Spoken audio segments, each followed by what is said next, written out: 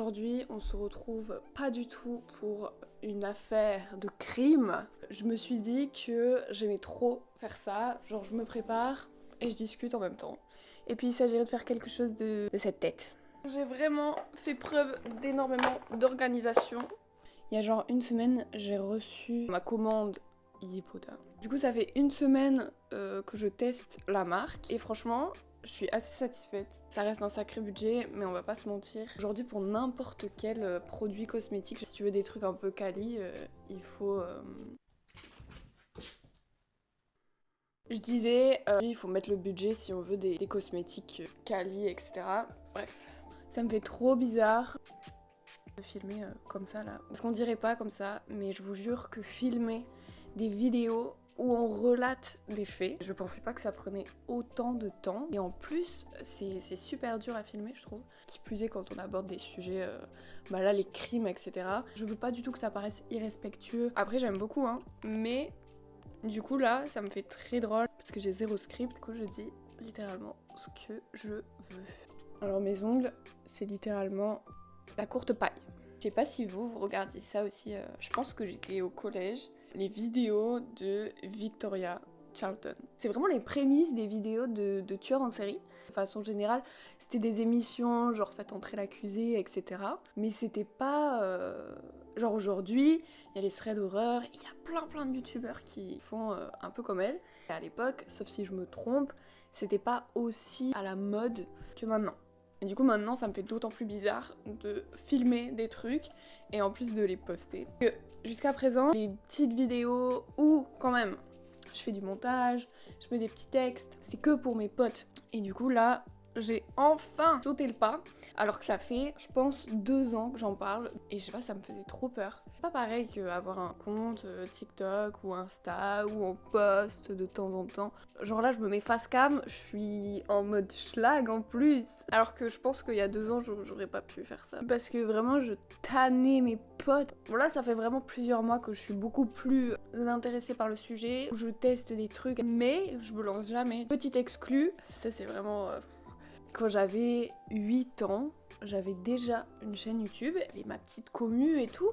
C'était des vidéos de Pet Shop. Hein. Je me souviens, j'avais fait une vidéo qui avait fait genre 600 vues et j'étais là, oh, c'est génial.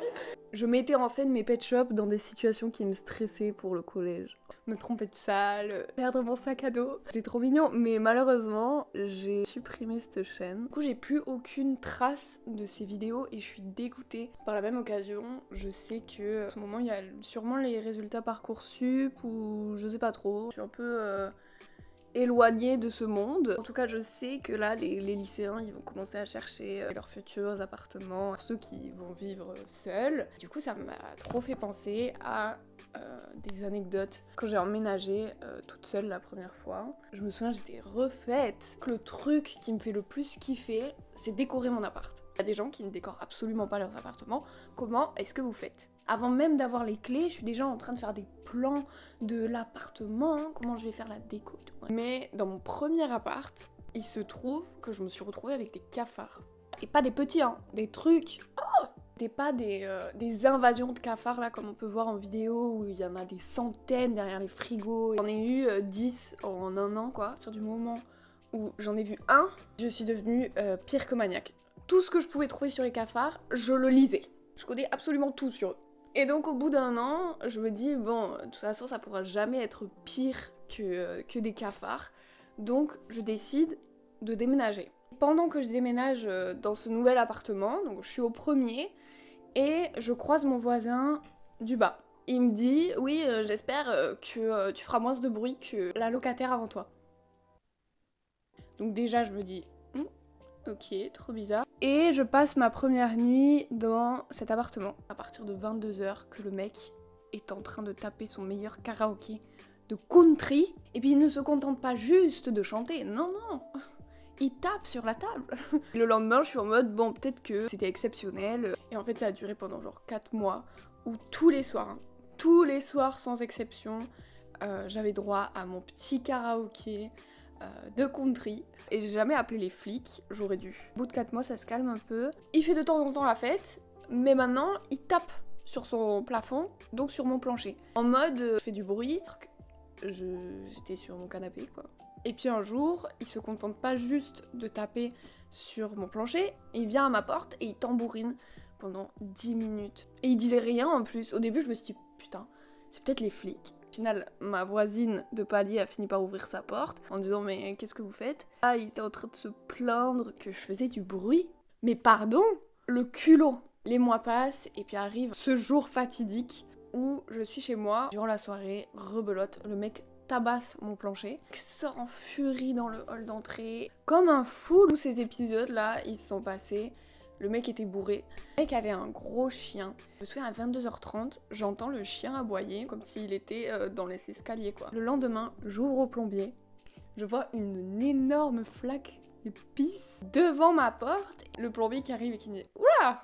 Ils sont pas très propres dans cet immeuble. Moi je suis décomposée. Je comprends que le chien que j'entendais la veille dans les escaliers, il était bien dans les escaliers, oui. Pour pisser devant ma porte. Après ça, je me suis cassée de l'appartement et j'ai plus jamais entendu parler de ce mec. Donc, morale de l'histoire, les cafards sont 1000 fois moins pires que les voisins relous. Cependant, si on peut éviter les deux, c'est cool.